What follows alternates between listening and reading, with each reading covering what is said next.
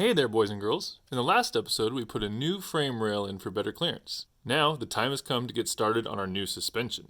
First, I want to address one thing a lot of you guys asked about, which is this area where we trimmed back the casting on our Super Dana 60. Yes, you do want to add some reinforcement back into this area after you've trimmed it.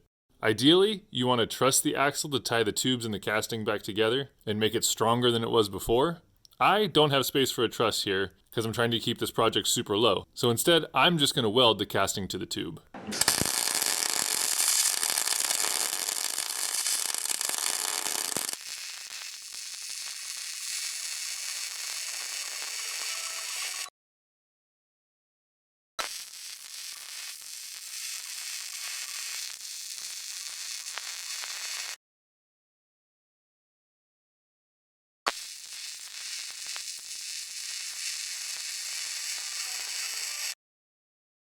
I'm no pro, but that ain't too shabby, actually. Now, some of you may be asking about welding to a cast housing. I plan on making a whole separate video about all the different types of welding circumstances you might run into in doing a project like this, so I will be covering that there. For here, I didn't use any pre or post heat. I believe this is cast steel, and either way, it welded up fine, so I'm not going to ask questions, and we're going to move on. Now, with that out of the way, we can move on to the first real step in our new suspension, which is link mounts.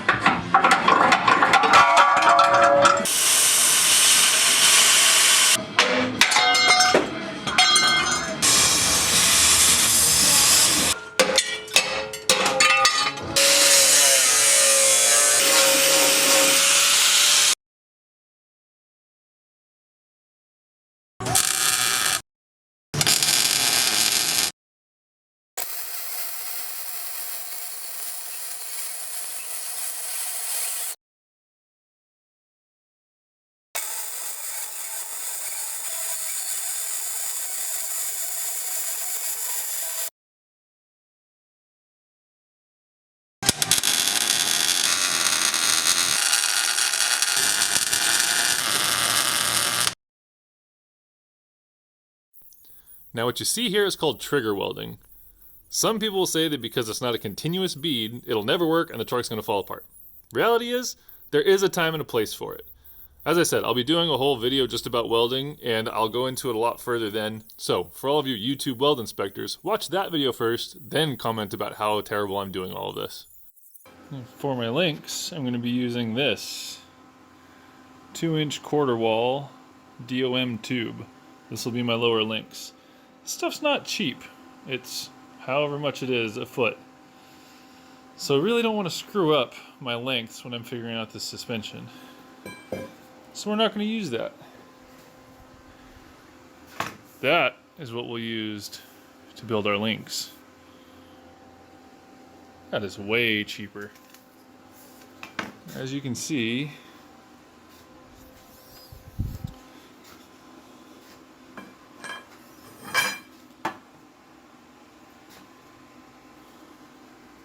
got our joint, drops right in there and welds in. Well, pretty much just can drop it in there and there's your joint end. This we can cut to length, we can screw up, and we're only wasting a couple dollars for the whole thing. It's like 50 cents a foot, and that's through Lowe's pre-cuts. I bet half of you guys have some of this lying around. So there you go. 1.5 inch scheduled 40 pipe. Perfect for prototyping links. Now it has just occurred to me that I haven't actually told you guys what joints I'm running in this thing. I'm going to be running these Metal Cloak Duraflex joints. Supposedly they're pretty flexible like a Heim, but they have the vibration dampening and the nice on-road feel of like a polyurethane bushing. They're a vulcanized rubber, so they're real tough, and apparently they way outlast polyurethane as well. They're a little pricey, honestly, for builder parts, so hopefully they're worth the price. We'll find out. They have a 5/8 bolt hole, and they are 2 5/8 wide, just like most of the Heim joint misalignment spacers that you see. So pretty standard stuff. I don't like them. I can swap them out. They fit into these forged housings with an 1.25" 12 thread, whatever the standard thread is there. So they're pretty standard parts. And then the tube adapters are from Rough Stuff. So pretty standard fare. They also have a weld-on ring that I'm using on the lowers, as you may have seen already. That's about it. Just wanted to let you guys know what we're running here, and we'll see how it all works out.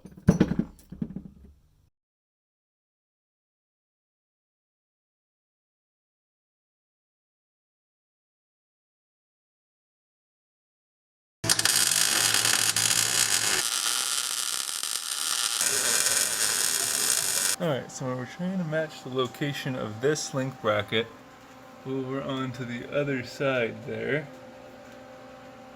We don't want to go off of our axle that's already here because we're not positive that that's actually set straight. So we need a different reference point. Now one of the good ones you could do is something like this, a body mount, as long as it's mirrored over on the other side, which this one is. So we got that right there. Follow it straight down to 33 5/8 to that leading edge from that corner of that body mount. So if we match that on the other side, we know our link brackets will be perfectly square and lined up.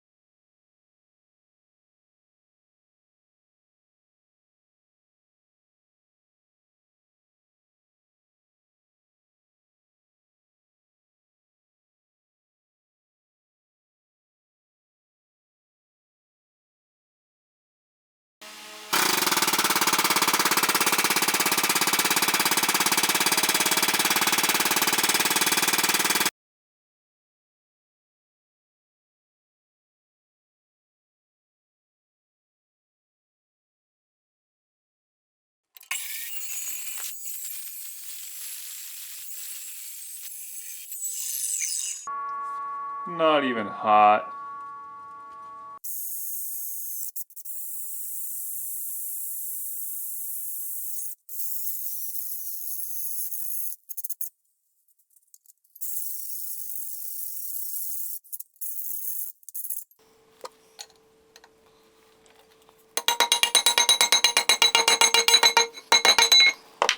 Alright, and that side is prepped. As you can see, I drill a 7/16 hole, about 1/2 inch, well, more like 3/4 back from the edge of the tube. And do that on both sides there. That's so I can plug weld this. It makes these tube adapters a lot harder to pull out. So even if you get a good weld around here, occasionally with getting worked back and forth, that weld will start to crack and it can actually pop out and the whole joint will come out of the arm. So these plug welds here are just a way to keep that from happening. These make it pretty much impossible for the whole joint to pop out of the arm like that.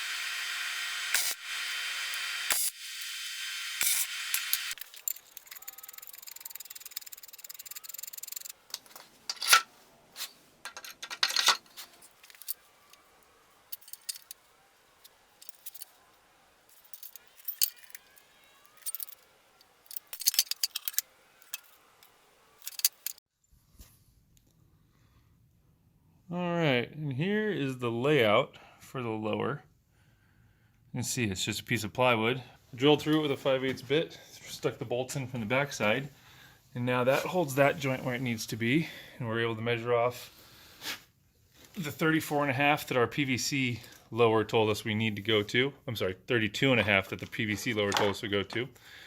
And as you can see now, basically, we can use this kind of jig to transfer over all the geometry that we have, so I know where my cope needs to be. If you have a notcher, that helps a lot, but even if you don't, you can kind of just draw it out from taking lines off your layout here. And then, obviously save it, because that way you can build your other side and make it exactly the same. And yes, it's wood, it's a little flimsy, it may not be perfect, but we're building a Dakota. We're not building a rocket ship.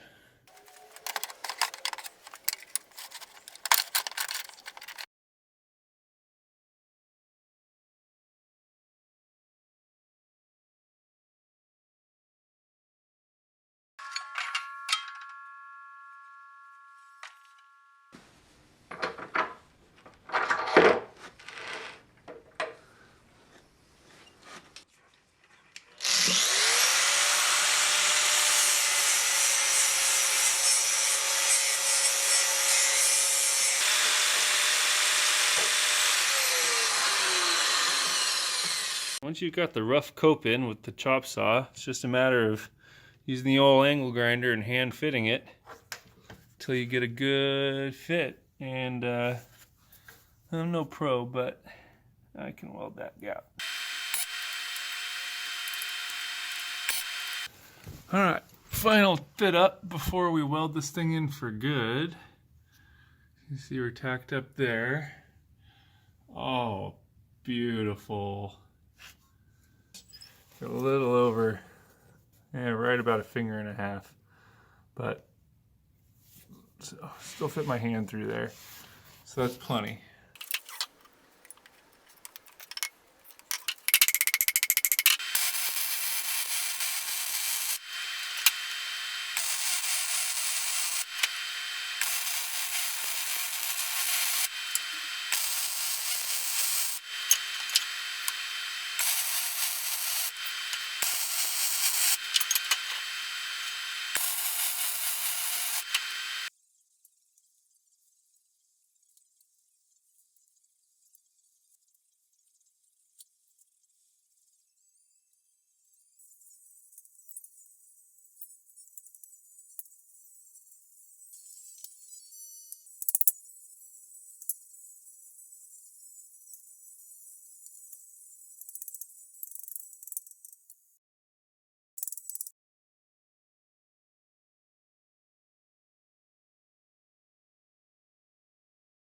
All right, so with the tire off, you can see these lowers are in, and the axle's pretty much set where it's going to rest. Sorry if you can hear that in the background. I'm doing laundry while I'm doing this. This is just the kind of husband I am. Now, there is a bend in the control arm, which is something some people say is a bad idea. Some people say it's fine. For this rig, it's gonna be fine. That's about a 15-degree bend, I wanna say. It's nothing crazy. There's just really no way to avoid having that bend in the lower if I wanted to clear the tires the way I want it to, and if I want these link mounts to be where they're at. I'm going to connect these two link mounts with a crossmember. I'm gonna make a removable crossmember to go in here that'll also mount off the transmission mount there, and we can get rid of that block of wood transmission mount. But hey, it's doing this job for now.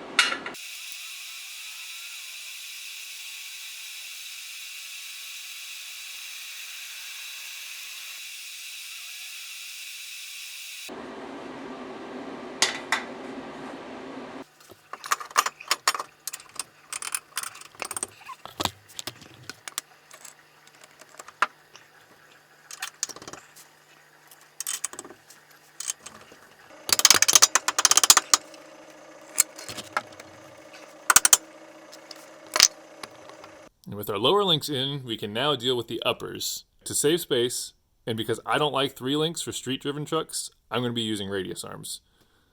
I'll be building towers on the axle tube next to the inner Cs and running radius arms to the bend on the tube. It's about as far back as I can go without having frame clearance problems, and that will strengthen the tube in that bent area. Now, 3 links versus radius arms is a hotly debated topic. I will be coming out with a video that'll kind of give you the positives and negatives of both. Time to make some more brackets.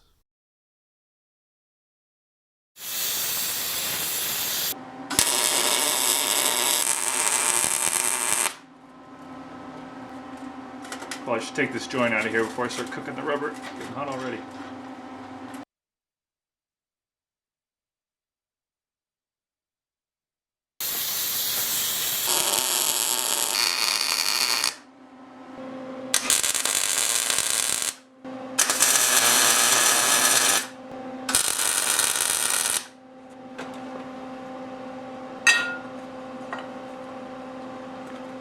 What we're doing over here is we're just making sure to measure the caster of this axle. I want it to be somewhere around 6 degrees. It's at 4.5 right now, so I'm going to basically lean this bracket forward about 1.5 degrees, and that'll equal out to be 6 degrees difference, because I want this thing to be perpendicular to the ground when everything's sitting at right height.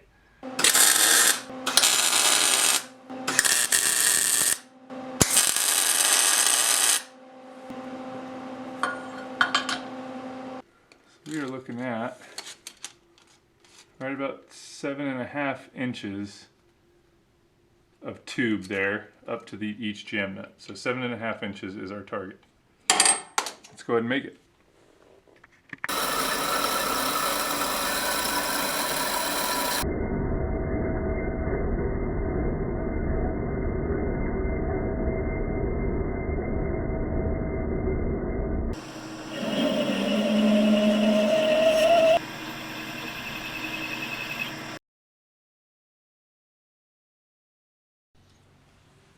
There we go. That wasn't so hard.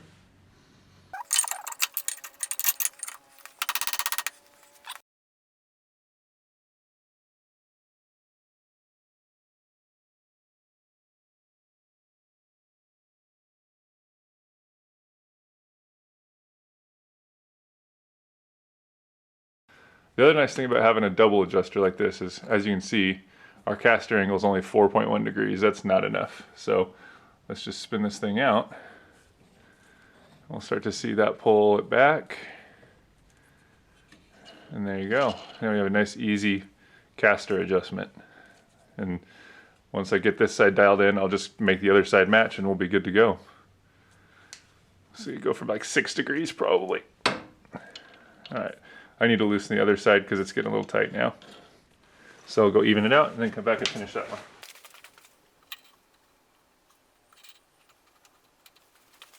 There you go, that just loosening that one up, pulled it in a little bit.